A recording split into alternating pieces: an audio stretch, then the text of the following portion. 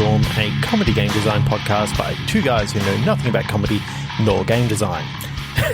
I'm Trevor Scott, and with me, as always, is Ben Slinger. Hello. And that Trevor laughing was because we are testing out doing this with video this week. We usually just have our audio in each other's ears, but I can see exactly when Trevor's drinking so I can make him snort it out his nose. That's the goal.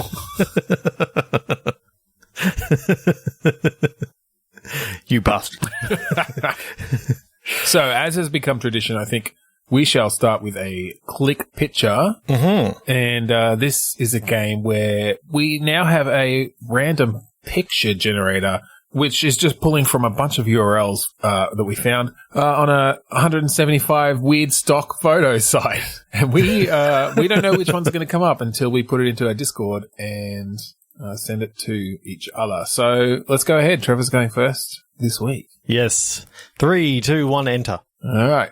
Okay. What? Okay. At first I was like, well, this isn't that strange, because I thought it was, okay, Asian lady sitting like on the edge of a river holding a chicken, I guess, or a turkey.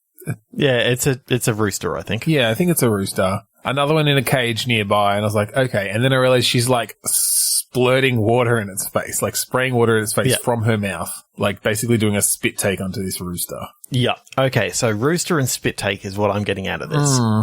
So do you think this rooster's just told her a really funny joke? So have you ever watched, I think it's Smosh, do like a try not to laugh compilation sort of thing where they all sort of sit around with water in their mouth, and everyone else tries to.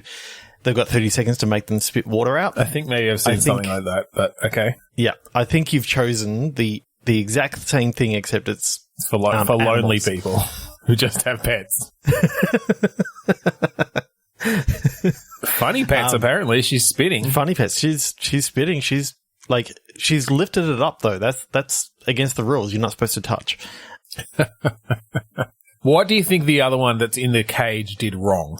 You know what? The way that she's sort of spitting this water out at this turkey, and the fact that not the turkey, the rooster, and the fact that the rooster is so drenched wet, I think this is some sort of basting. So she's preparing a cooking game. Dinner. Yeah. I've never seen a cooking game where you literally start from a live animal. Yeah, and obviously, this is a weird one in which your character does all the preparations using their mouth. Or it's just like no utensils allowed. No tools. How do you get the water across to like wash it down? You put it into your mouth and spit it on it. All right, so I'm kind of liking this idea of if it's starting to feel like a game that like fucking PETA would put out or something, but like Cooking Mama, but you have to like kill the meat first. Like it's basically from farm to table, Cooking Mama. You're literally raising from hatching of the egg, preparing, feeding every day. Yeah, you're having to go out. It's sort of like a Tamagotchi, but with a really deadly end. You have to put a name in. You gotta name it. Oh my God. Actually, I really like that idea of a Tamagotchi where it's just raising it to kill it. It's like a Charlotte's Web situation, but you're the farmer and you don't give a fuck that this spider is trying to save this pig. I kind of love the idea that you get all the way through the game and then the the tutorial that's been popping up the whole time, or your Tom Nook or whatever, sort of comes up and goes, and now you get to kill it. Yeah, exactly. It's just been how to raise it for like you've literally been playing for 3 weeks. It's like, looks fat enough. Here's the axe. It's on the DS or something. It's like pick up the axe. Pick up the axe. It's just the whole time. It's just continually, like, you're trying not to do it. It's like, that meat's getting a little bit stringy now. I think you really need to pick up that axe. Yeah, I like that. That's pretty good. Although it does go against the whole idea of not having any utensils. So maybe it's okay. Snap its neck. Yeah. Take your bare hand. Baste the animal. with the oil. So this whole time, so maybe that's what it is. It's no utensils because it's this fucking like super woo, like, organic bullshit where they're like, no human tools have touched these animals. Nothing unnatural, like metal that has been worked. We've only used sticks that we found on the ground. And then later on, there's like, go vandalize the blacksmith. Yeah, it turns into this like eco warrior simulation. Yeah, I think we're going to head over into our other favorite game, which is Click Pitch, which is a game that we each have a random word generator in front of us. What the fuck was that word generator? We've got a random word generator in front of us. On the count of 3, 2, 1, click. We're going to click refresh. We're going to take those words. We're going to throw them at each other. And then we'll see each other receive those words and just catch them. And then we mash them together and make a game sign. Yeah, I'm thinking we do ramped up this week. Ramped up Click Pitch is a game where we each have a phrase. Yeah, it's basically the same thing, but instead we have an adjective and a noun phrase that we join together. And so yes, so let's do it. 3, 2, 1, click. Several, chew, tasteful, dissolve. Ooh. Now, when I saw mine first, I was thinking like editing a movie, like a dissolve between scenes. But when you said several, chew, that made me think of some sort of like BB Barocca gives you BB bounce sort of situation. Something to do with like medication dissolving in water. Yeah. See, when you started talking about editing and all that sort of stuff, I started thinking about, okay, what if in this world film was editable and also edible? Okay.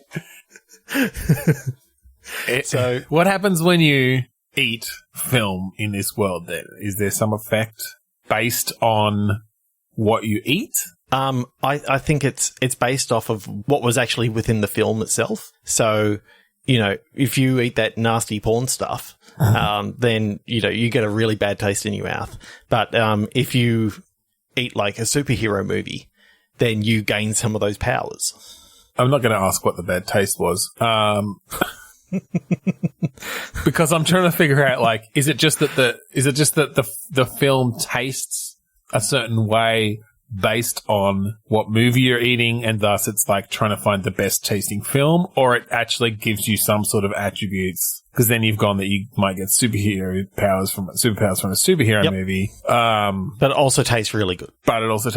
Because it's just by that logic, eating a porn movie might actually just give you a really big dick. As opposed to just tasting bad. The subject matter of the porn is. Well, yeah, true. I just think we have to figure out the rules of this world. Okay. So the rules of this world. A, they always say do not eat the porn films. We don't know what happens. So that's that done. Yeah, we won't go any more down that path. That's fine. Okay, so they sort of recommend against eating any of the films because you don't want to have any adverse effects, i.e. you never want to eat a serial killer documentary because you'll turn into a serial killer. Okay, so is this a little bit like iZombie where when they eat the brains, they sort of get attributes of the person they ate? This is you eat the film and you get attributes of that film, but it's, like if no one's ever had that film before, then you don't necessarily know what parts of the film are kind of going to come through. So maybe there are safe films that get eaten for certain things, like,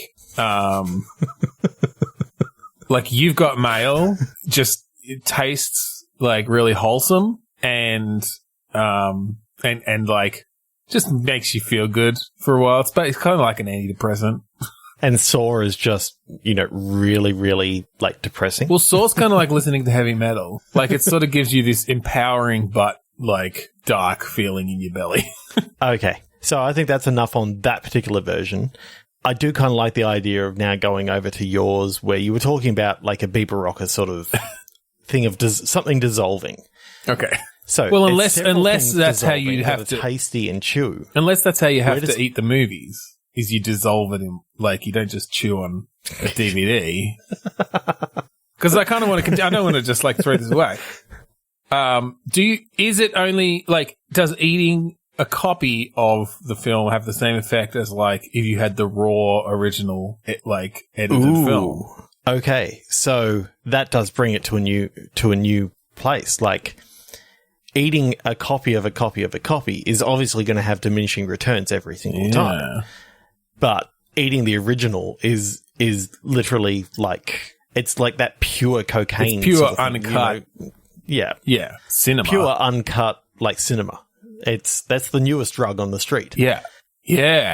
See, this is, there we go. So are you playing someone who's like seeking out the original copy of some particular movie that, like, you had a scene from once, from a copy, and it made you feel really good, and you're just like, okay, I need the raw version of that.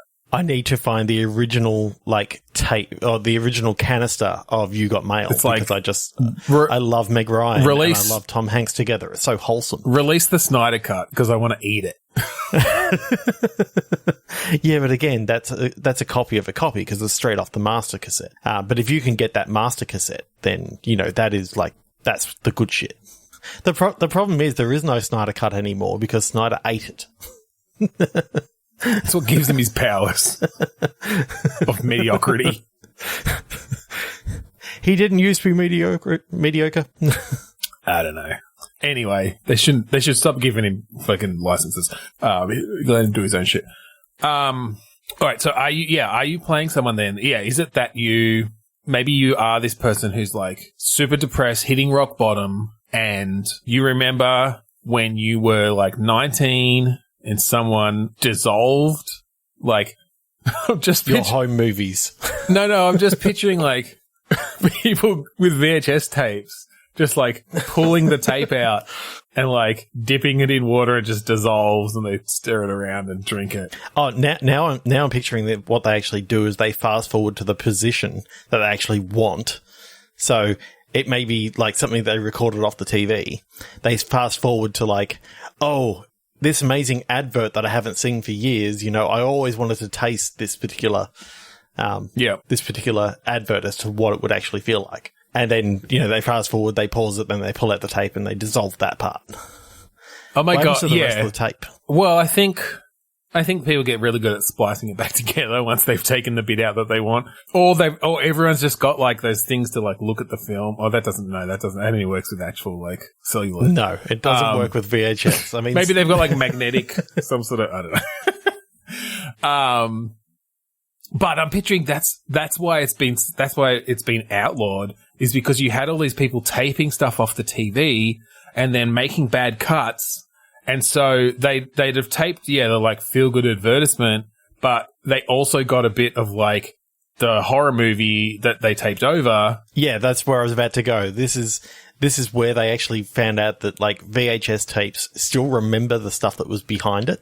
Oh, right. That's being taped over. If they haven't been like degaussed or something. Yeah, so I'm thinking what actually happens is you found the last VHS tape in existence and you're at this party and they're basically like, oh yeah, let's just check it out. Like they pull out this, old VHS tape and they've fast forwarded and they've divvied it up between all these different people. And the part that you happen to get had like the secret nuclear codes or something like that. Okay, so wait, let me get this premise right. Is that randomly they found this old VHS tape that they purchased at like a flea market or the black market or something like that. Yeah, and it's got like 3 episodes of Seinfeld on it. Fine, yep. But what we didn't realize is that this was some government employee who stole a classified VHS tape from work and taped Seinfeld over the top of it and was too scared to bring it back and admit their mistake. And so just like sold it on. Yep. I think that's going to be really hard to like explain the situation. I guess you could just go through like a weird montage cutscene. Like maybe whenever your character, takes a cinna sip. They take the tape out and just lick it. Yeah, there's your list. Maybe that's how they like. You know how you know how when in movies they're like delivering the drugs and they like get the knife and like dip it in and like take a taste to make sure it's all right. That's how they do it in this. It's just Rub like on the teeth. Yeah. In this, it's just like, all right, pull out a bit of the tape, lick it. Yeah, okay, that's the good shit. That's pure uncut Full House right there. Oh, God. No, this was a fresh tape when this Full House was recorded, wasn't it? Oh, God. 3 to 1 click. That's just gone into the weirdest thing I've ever heard. Yeah, I'm not sure we got a game there, but I don't know. You can picture some sort of adventure story. 3 to 1 click. Yeah. Unrestricted practicality. Latter cat. What? Latter cat. Yep. So, latter cat. So, like, if you had 2 cats, it'd be like the former cat and the latter cat. Yep. That's I think what it is. You do have 2 cats. Okay. What was yours again? Unrestricted practicality. Practicality. So in this world, it's practical to have 2 cats, or it's practical to only have 1 cat. Oh, is this a situation where everyone's restricted to 1 cat, but you've got a second cat, the latter cat. Yep. Do you play the latter cat? Or do you play, like... Ooh. Because it could be kind of cool. I think you play, like, a cat who finds out that they are the latter cat. Like, there was a former cat. Oh, it's more... It's not that this person has 2 cats, it's that they had 1 cat and now you're the replacement cat. You're the latter cat. Yep. And it's actually not allowed to be a second cat. Like, everyone is allowed 1 cat, and once they die, that's it. You cannot have another cat. Right. It's basically a restricted amount of cat love in the world per person. What happens when 2 people with cats get married? Do they get to keep both cats? One gets killed in a ritual sacrifice. I don't know what to say. Like, right. That makes sense. They're treated like a Tamagotchi and they're brought up from birth. So I'm just going to ignore it. Okay. So is this a world where because sort of saying that they find out they're the latter cat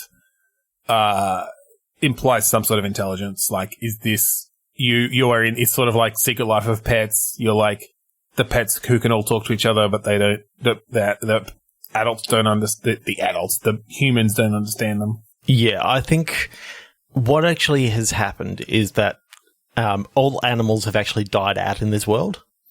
Okay. And so all the cats are like genetically grown when you turn a certain age. And okay. So is it that they've discovered the like psychological benefits of having a cat in someone's life? So basically these are like medicinal cats. Yes. Kind of like, you know how some people need those support animals and that sort of stuff? Everyone in this world gets a support animal, and that animal is a cat, because cats are the most awesome animals. Okay, and it's also, I guess, in a world where every other animal's died out, they're just like, okay, we've realized that for people to get through their life, they need to have at least had some contact with an animal. So they have companionship, and that companionship comes from their single cat. And it's one of those things where it gets imprinted upon the person. Yeah. And the reason why you're not allowed a second cat is because the imprinting process can actually go wrong. Hang on. They got genetic memories. Hang on. So you're saying, I just want to get this straight, that the government genetically engineers these cats. Yes. And then those cats somehow... For a darker purpose. Yeah, okay. Those cats somehow alter the mind of the owner with some sort of imprint over time. Yes. Right. Yes. Now, the public doesn't know this. The public just thinks, ooh, free cat. Yes. Okay. Exactly. Public think free cat. Okay. Gotcha. So and continual companionship. So basically cats are a delivery mechanism for mind control by the government. Or behavior control. Yeah. Keep the public calm and malleable by giving them cats. I've been playing, on your recommendation, Lair of the Clockwork God. Yes. So I like the idea of this is an adventure game in which you both play the latter cat and the guy and the master. Okay. Sort of thing. Yep. And so as you're going, sort of like your platformy sort of thing is your cat. Yep. And your adventure gamey sort of thing is your guy. So the guy can do like all the levers and that sort of stuff, and the cat can go into all the crevices and creep in between. Yeah, I like that idea of even if we don't go full on the like meta humor of adventure versus platformer. Yeah, I like that idea of them having the sort of different skills. Okay, so has the fact. All right, how did this human get a second cat? Did someone they know like die as they received their cat, or? I think they actually work in the genetic lab where these cats are built or grown. Oh, did one accidentally imprint? Well, I think he had one and he got killed in a house fire when he was a lot younger, and because he was then working in this genetic lab, he didn't think that there was anything wrong with, just sneaking a cat embryo out, and it imprinted on him, and it looked exactly the same as the other cat, so it seemed all fine. Call that a kit embryo. But then all of a sudden, in his brain, the cat started talking to him because it's a result of the mixed imprints, basically. Yeah, it's the reason why the government doesn't actually allow for 2 imprints. Right. Because then they have too much cat in their head. Yeah. Basically, and so it allows them to communicate. So can this person now communicate with all the cats or just this one? I don't know whether we want a what women want sort of sort of situation here. What cats want. So what kittens want to get the like slant right in. Yeah. That's the name of this episode now. So. I don't think we really want to go down that path, although it could be kind of fun. No, okay. So they're going on sort of a platformy adventure with the sort of conversation going back and forth. And are they now trying to like disrupt this whole system and bring down the government's control? That sort of level? I think could almost be. They've actually got. I think they've actually got like some people from the lab trying to come and dissect this cat because they want to understand like this latter cat. They'd probably be trying to dissect both of them to like figure out the connection and how this effect happened. Yep. All right.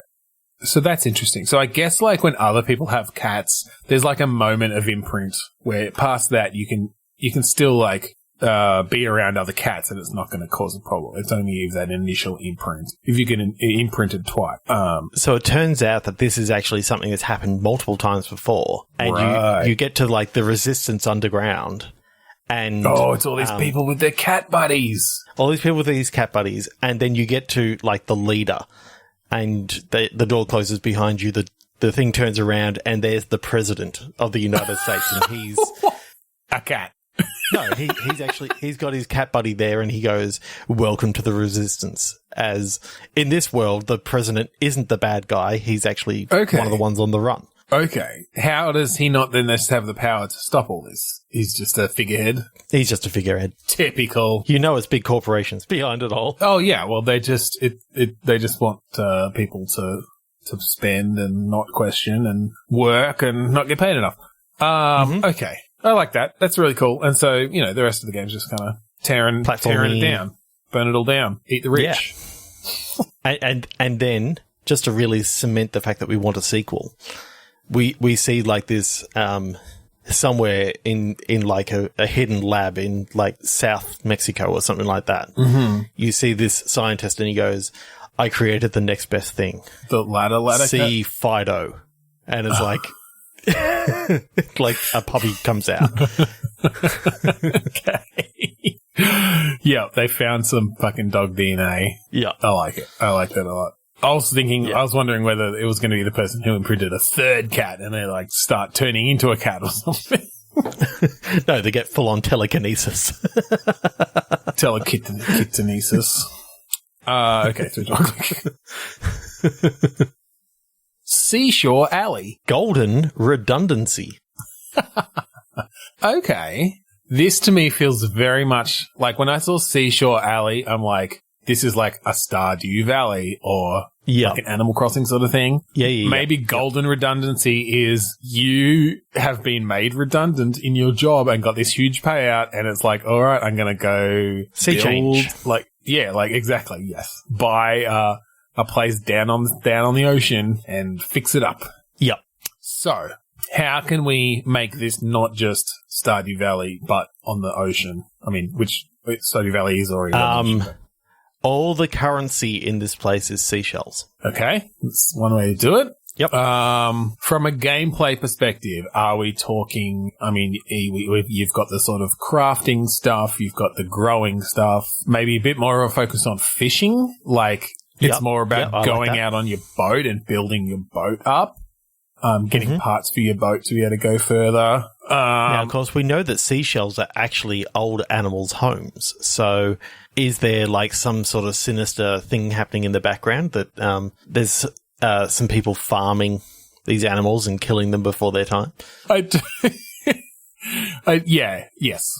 I just will say yes. I do like the idea of, I mean, I guess Stardew Valley kind of has that a bit too anyway. I think there's the whole like corporation. I haven't played enough of it. But yeah, I like the idea that at the initial, you start off, it's like, oh, seashell currency, like that's cutesy and kind of fun. Mm-hmm. And then, that becomes the whole crux of the like dark underside of this place or this country, because basically it's allowing people to like make their own currency. Yeah. Inflation is run rampant, wealth inequality. And you wanted to get away from this shit. I just wanted to go fishing. You realised that Herman's hermit crabs is like the literal like dark underbelly of like it's almost the black market seashell repository or bank or something. No, what it is it's fucking money laundering, because they get their hermit crabs to put the shells on and take them somewhere else. Then they're cleaned. Their source is unknown. We've got an army of hermit crabs. It turns out that Herman was actually he's just a figurehead. The real like mastermind behind this whole thing is actually a hermit crab. Okay. A human-sized hermit crab, or just like... Yes. All right. Or it's Herman just someone... pulls off his like fake face or whatever, and it turns out that he's like this huge hermit crab underneath. Or is it just someone who relates to hermit crabs so well that they like wear a like porta potty on their back and live in there? You just never see them like come out from behind the curtain that it's like hidden behind. Oh God. Yeah, I do like that idea though of a Stardew Valley-esque thing, more fishing-based than the garden-based. Yep. With the story going on in the background. Okay, so unlike Stardew Valley, which is like a top-down sort of almost Zelda sort of view, I kind of like the idea of taking it to a new version of Zelda where it's like a third-person adventure sort of thing. Yeah, you could do that. I mean, that was... What's that? Oh, My Time in Porsche is kind of like that, I think. I didn't play a lot of it, but it's more of a 3D adventure sort of view, but I think the gameplay is very crafty stuff. But yeah, I like that idea. Even going for a bit of a cel-shaded kind of cartoony look. Oh yeah. Wind Waker all the way. Oh, full Wind Waker, okay. With like the like chibi heads. Big eyes. Yeah. Yeah, I mean, that's a good juxtaposition against the fucking dark themes that you end up uncovering and bringing in. Cool. I've got this thing about dark animals in this. Yeah, it's true. It's true. I was gonna get on you for throwing shade at hermit crabs. I was like, their underbellies aren't that dark. Give them some slack. All right, 3, 2, 1, click. This one would be more appropriate in our Christmas episode, but tinsel uncovering. Overhead viewer. Oh. So it's a top-down, like Christmas tree wrapping. Oh, no. Christmas tree decorating. I just thought of this as like XCOM or Commandos, but for delivering presents. Okay, yep.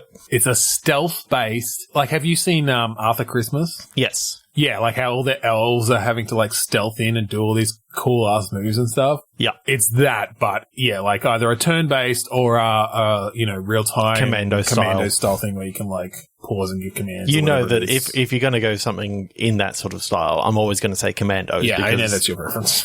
It's my, late 90s, early 2000s reference. Yeah, I like that. And so you've got these elves. Maybe do you have a Santa? Is this a world where like, is Santa doing all this and it has elf helpers or? I think what you actually are is you are playing Santa. But Santa's got too old to actually do it, so he's just in the command center and he sends out the elves to do everything. Yes.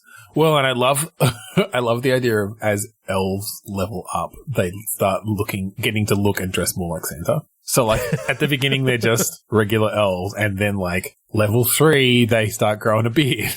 It's because they eat too many cookies and milk. Yeah, they have to. Oh, I love that because so basically you come into a mission. It's like, all right, here's the house. Here are your missions. Like eat the cookies and milk. Make sure you take a carrot for the reindeer. Deliver the presents. Get around the security system that gets worse all the time. Then you've got it. Those are the challenges to meet these things. It's like security systems and no chimney in this house. So we got to like, okay, this window's unlocked, but it's on the second story. Or, you could pick the lock on the front door, but there's a alarm system. Then there's a big Rottweiler and you got to sedate the dog. I fucking love this. And so, because then you've got all the different skills and stuff. So it's like, all right, my luck picking elf needs to somehow get up onto the second floor, but they're not very good at climbing. But, maybe you've got like a tool, an elf that can build things like a MacGyver elf or something who can build like a little zip line or a grappling hook out of things that you find. Because I'm thinking of this more like yes, the sort of real-time-ishness of Commandos is fine, but from an XCOM point of view of like, you stick with your same team through multiple missions. But they can like, I guess can they die? Or is it just if they get like seen, then they can't be, I think literally the biggest thing about this whole thing is that elves are severely allergic to dogs. To dogs. Oops. And if they get bitten by a dog, they explode. What? Literally explode. Only if we can use the awesome Silent Storm engine, or whatever the current generation. Did you ever play that one? No. It was a bit more of an XCOM-y vibe in that it was full turn-based, but it had really good, like level destruction stuff that you could really use with gameplay and that sort of thing. Like, it's like, oh fuck, how do I get through here? I'll just chuck a grenade down that end and you can bust through the wall. To the point though that if you like took out enough supports, the whole building would come down. Like it was really cool. So I'm picturing that, cool. But maybe I think dogs is too specific though, because like then you just have to have dogs in every level. I think it's about being seen. I think there's something about being noticed by humans or being seen by humans that causes some sort of like magical imbalance that if it happens enough times, they explode. Yeah. And that counts. Yeah. So it's all about being silent. Cameras count though. Like if you get seen by a camera, you know that like there's some sort of temporal thing with the magic that's like, well, someone's going to be able to see that. I guess if you've been seen by a camera, maybe you just have to like mess with the security system. That's like an extra task then. What I kind of like is that there's like secret tasks that happen in each level about, being able to find something inside the house that, each elf wants to sort of collect. Sort of almost like this particular elf likes collecting PDAs, and this one over here. It's always sort of like a bonus quest for your. Yeah. Because I'm picturing your elves are obviously randomly generated because you might go through a bunch of them, but it gives them a bonus then. The problem is that is also it gives you bonuses in the levels and all this sort of stuff, but it also is things that the security system is now they're starting to like get an idea that, okay, last Christmas, this many PDAs went missing. It's now a major problem. We need to catch these. Or maybe it's just around like maybe these bonuses could give both a bonus and like a flaw to the character holding them. So it's like, okay, this person really likes PDAs and they're the like security system person, so it gives them bonuses to being able to unlock security system. But also like they can't turn the sound off on it or something. Like it's now a distraction. Yeah. Or like might wake someone up if it goes, or if it goes off at the wrong time, like it might wake up one of the family members. Because like I love this idea that like basically their health is how many times they've been seen, and you lose more health if it's like in full light or in full view, rather than just like if you're moving across a doorway and the person happens to turn and catch a glimpse of you, like you lose a little bit of health. But obviously if you wake someone up and they turn the light on and you're there in the middle of the room, it's almost an instant death. Except they fucking explode. I don't know if they hurt. Do they hurt the human or do they just magically explode? Okay, so when they explode, instead of like actual damage and all that sort of stuff, they really piss the humans off because all elves, as everyone knows, are all made of glitter. Yes. So effectively, it's like they've just glitter bombed the entire house. It's tinsel, basically. Tinsel. Right? Yeah. It's like tinsel bits. But it's all those stray bits of tinsel that are really, really hard which to get are basically rid of. glitter You anyway. find them in July after you bloody took the Christmas tree down on the 26th of December. Oh, yeah. Yeah. Because anyone takes it down on the 26th of December. Don't tell me you do. I don't care if you do. And one person who does that. It's Michael Jones. I thought you were going to say Ebenezer Scrooge. He doesn't put it up in the first place. I fucking love the idea of the elves exploding into glitter and tinsel. That's awesome. And then they're just dead, and like their fucking friends are mourning them. And then it's just like, okay, get the fuck out. If you've had an explosion that's been in front of someone, like you can try to still complete your mission, but like they're now on high alert because they're just like, where the fuck did this glitter come from?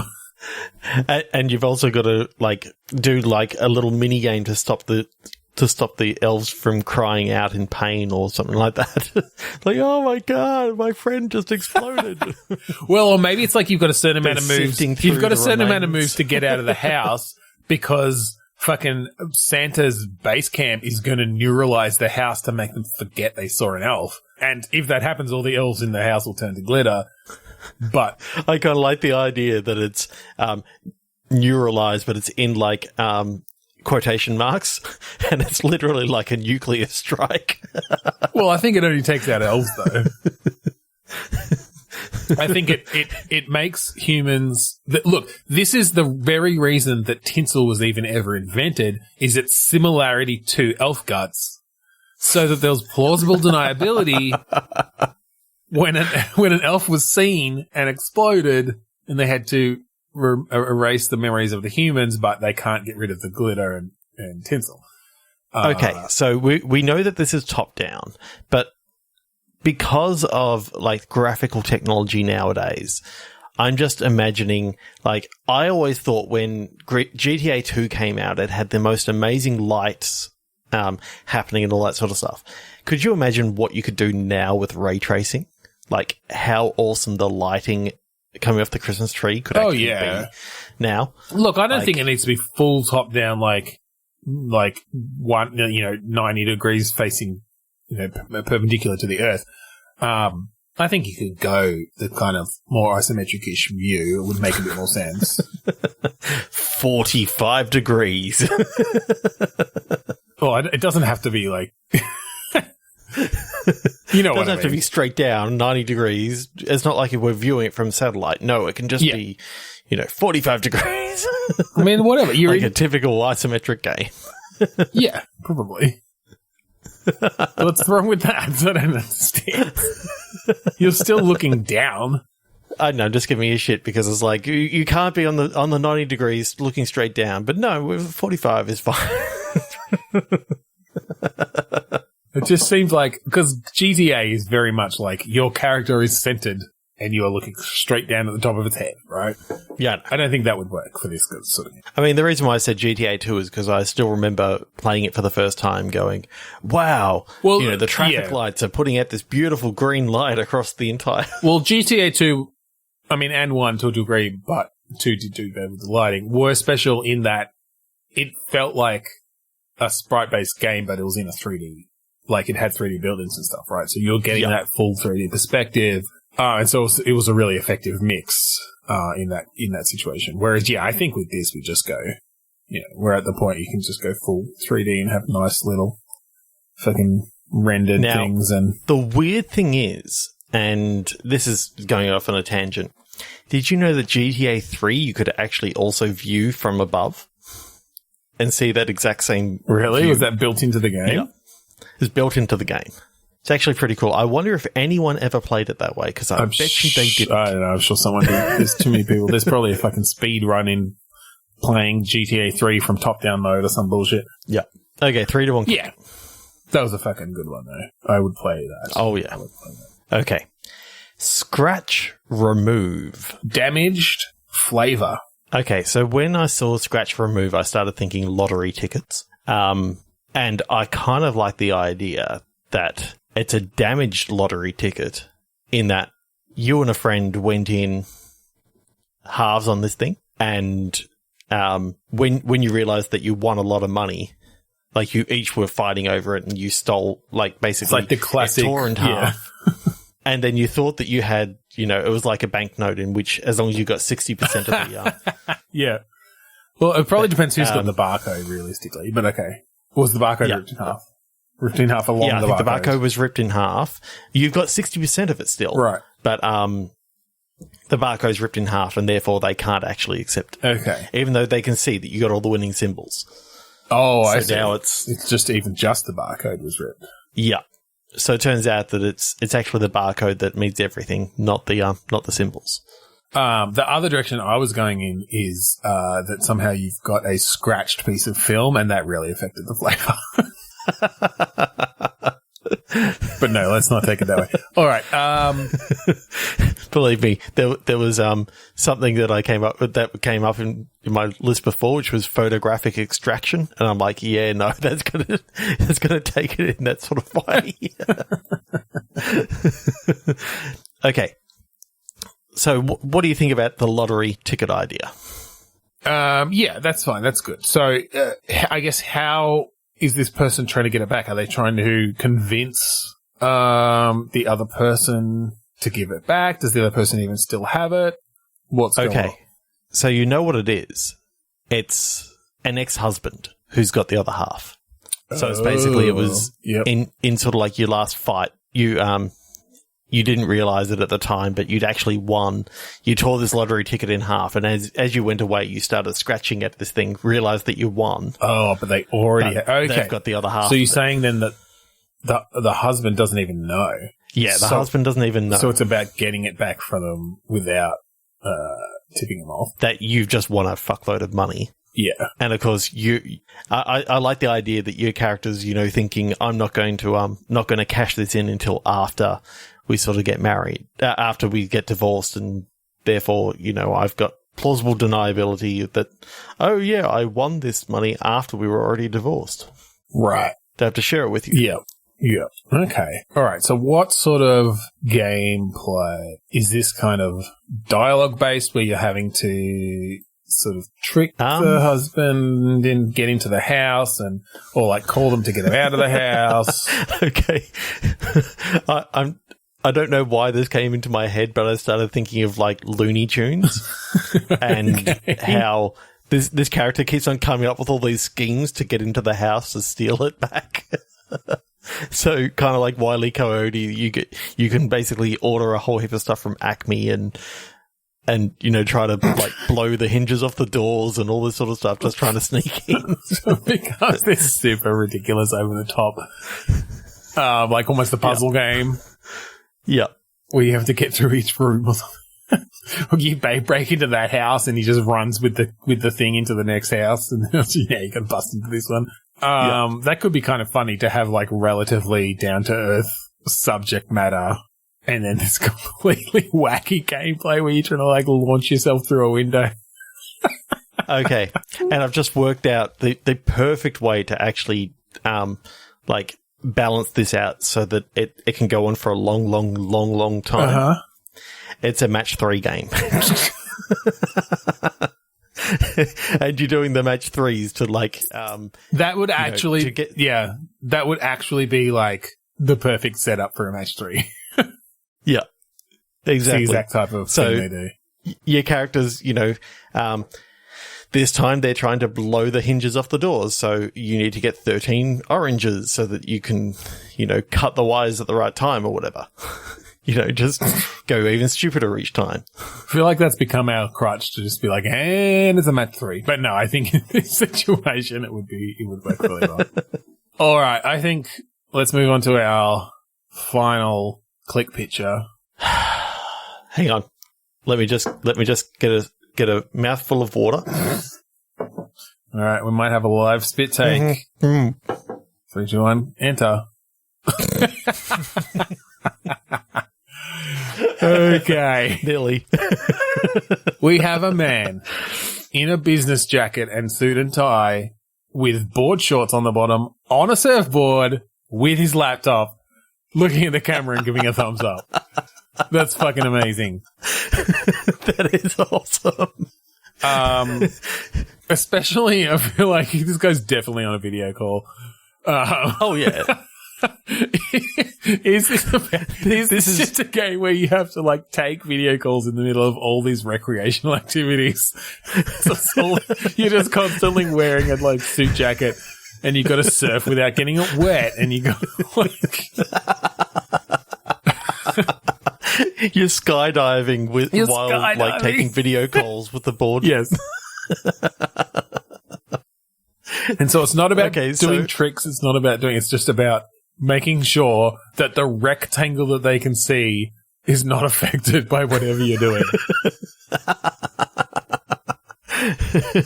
The crazy thing is, trying to be on a roller coaster right as you're doing a board meeting. It's really, really hard not to scream as you're going down the hill. Sort of stuff. You've got also the people behind you on the roller coaster are really pissed off because before you took the call, you put like a backdrop right behind you. That's just like flapping in the wind. Or you just literally carry around a portable blue screen so you can put a virtual background on in Zoom and nobody knows. They're like, why is your hair doing that? Oh, I've just got a strong fan. Why are you surfing today? What? No. Did you just vomit off screen? I just love the fact that, he's putting a virtual background up there of the activity that he's currently doing. Yes. So if if you get the fucking artifacting and some of it shows through, it's not as obvious. It's like, Frank's in a movie theater today. Good virtual background. And you're like, yeah, virtual background. You see, like, it moves off to the side and you literally see that there is a blue screen there that is blocking the people behind his view. No, I'm kind of thinking in this situation, it's actually more about just convincing the people on the screen that wherever you are, it is a virtual background and it's just really realistic. So yeah, you're on a roller coaster and they're like, oh, that's an animated virtual background. Wow. Oh, geez, how are you making your hair move in sync with the roller coaster? You've really gone all out. Jeez, those people appear to really be tapping on the shoulder and telling you to shush. Yeah, I hired them. Is that the latest James Bond I hear on the screen? How the hell did you get a virtual background that has that? That movie's not even out yet. Wait, is that the copyright police coming in behind you and arresting you for broadcasting audio from James Bond 27 or whatever the fuck they're up to? Yeah, this is a really, really interactive virtual background. That just made me think of a situation where it's like a horror game where virtual backgrounds are like becoming real and like pulling people into them. So like in that situation, they're not actually where they are. It's like, look at this funny virtual background of a creepy basement, and somebody just literally pulls them. Comes like hands come out and pull them. Okay, now imagining it's in VR, so that you're always able to see where the rectangle is on the screen. Yep. With your two hands, you're holding onto the screen. So as you're surfing and it's like continually moving, if you don't want to feel sick, then you've got to try and keep your focus just on the rectangle. But of course, you're also having to do like a little bit of leaning and all that sort of stuff to be able to keep yourself afloat. Yeah, that makes sense. That's cool. And then you get a playback of it that shows you with your fucking suit jacket flapping in the wind. I mean, skydiving, I know how bad it feels when you like just falling from a slightly high height in VR. Could you imagine skydiving in VR? God. Yeah, that'd be pretty funny. I kind of want to see if there's actually I guarantee there is. There's got to be VR experience out there. I want to try it. I know what. Okay, so by next week, I will have tried a VR experience skydiving, okay, as long as there is one, and I will report back how bad it feels. Yeah, report back in litres how much you vomited. Yeah, because I already know how bad, like, Richie's plank experience and all that sort of stuff is, because that's like really freaking creepy. Have you done that? No. You're literally almost at the top of this building and all this sort of stuff, and you're walking out on this tiny little plank, and it feels like bad. Yeah. No, I have seen what it is. I just haven't played it. Yeah. I did it at a friend's place, and we put a plank out just to right, really feel like you could actually feel the edge of the plank and all this sort of stuff. That was not fun. All right. Well, on that note, keep that horror game in mind as you all have your work from home Zoom meetings this week. But see if you can pick who there is actually doing the thing in their virtual background. Yeah, that's it. Because it's guaranteed to be one of them. Maybe even your boss. It's probably Mick. No, it's Frank. We all know it's Frank. Yeah, probably fucking Frank. All right. So if you want to find us online, see the rest of our episodes, you can go to podchaser.com/bitstorm. Hit us up with a follow, subscribe. You can get email notifications when new episodes come out. Makes it real fucking easy. And definitely especially when leave a review. Especially when the editor releases it on time. Well, no, it's even more important when I edit and release it late, because you'll know exactly when it comes up. You won't be waiting around. Leave us a review. Tell us what you thought. We'd love to hear your thoughts. Go hit us up, podchaser.com/bitstorm.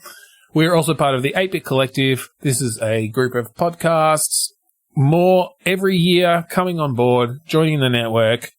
Go and check them out. There's some great actual play, role-playing stuff. There's a lot of video game commentary and different aspects and pop culture stuff. So go to 8bit.net. Definitely check them out. And keep your ear out for the 8-Bit Cast. There is a special Bitstorm featuring episode coming up. Yeah, that's the Patreon-backed monthly podcast. I believe that they do come out on the public feed on a bit of a delayed 2 weeks after schedule. There you go. So, but get it early. Go and support the Patreon. Helps us. I mean, it does. Even though when haven't been part of the network for that long, it does actually help us. It helps pay for our hosting. Yep. So please jump on board to the 8-Bit Patreon. We are patreon.com/weare8bit. And we'd like you to check out the Australasian Gaming Podcast Network, a group of like-minded individuals who just help each other out with extra content, extra guests for those podcasts in need. I recommend that you check out that community of people because they're all awesome people.